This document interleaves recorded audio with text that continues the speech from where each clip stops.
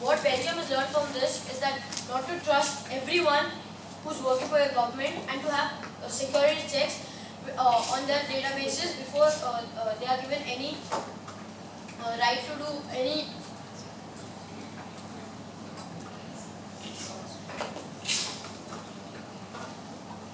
not allowed to leak any information about the country.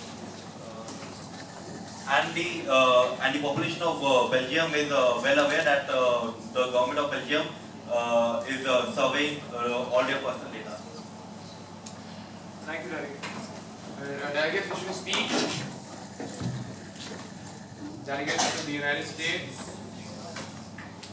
followed by Angola, followed by Kuwait, Russian Federation. Alright, delegate line. Followed by Yemen. Alright, USA. Right. The delegate of USA wants to make it clear to the committee what Snowden has revealed has at least some degree of legal cover or jurisdiction. Justification, sorry. The NSA acted under the belief and guidance that programs such as PRISM were entirely legal. This means that we cannot really call Edward Snowden a whistleblower. In the traditional sense, that term typically refers to the uncovering and sharing of illegal activity on the part of an organization. You and I might think it is morally unacceptable and unconstitutional to spy on innocent Americans, or that it is bad national security policy is in general. But if the programs were deemed legal at the time, then there was nothing really to blow the whistle on. And delegate, delegate of Angola.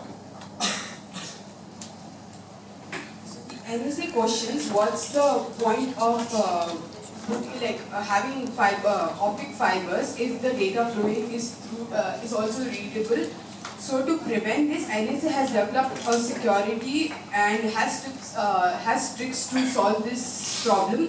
In this way, the companies are also being forced to release certain data, like Apple, Yahoo. There have been many cases which took place where certain data were like hacked through iCloud and Yahoo too. So the government of US is also taking actions towards it, and the government of Angola has made policy under Article 184(11) to avoid this crimes from taking place. Points for the delegate. Delegate Kuwait.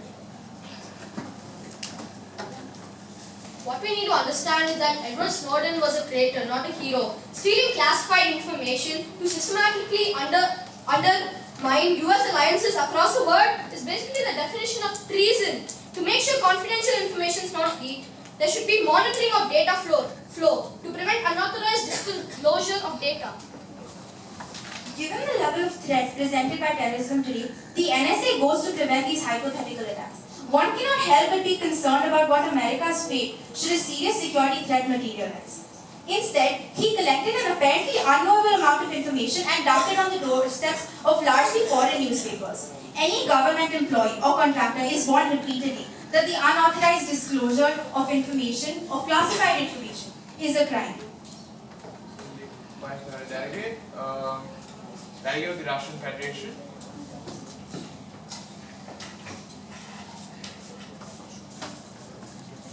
The delegate of the Russian Federation is deeply hurt by all the accusations given by all the other delegates regarding our asylum to Mr. Edward Snowden.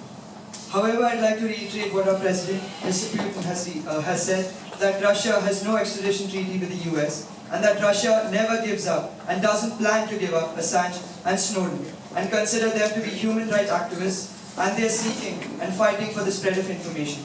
Ask yourself this: should you hand these people over so that they will be put in prison? Delegates, another issue very synonymous with cybersecurity is the protection and provisions granted to whistleblowers. Now, delegates, a country which deems itself the champion of self-determination and lobbies for the rest of the world to join these morals of democracy, itself spies on its people. Now, delegate, one issue is that the Budapest Conference, the treaty which was signed, was supposed to be signed by all countries.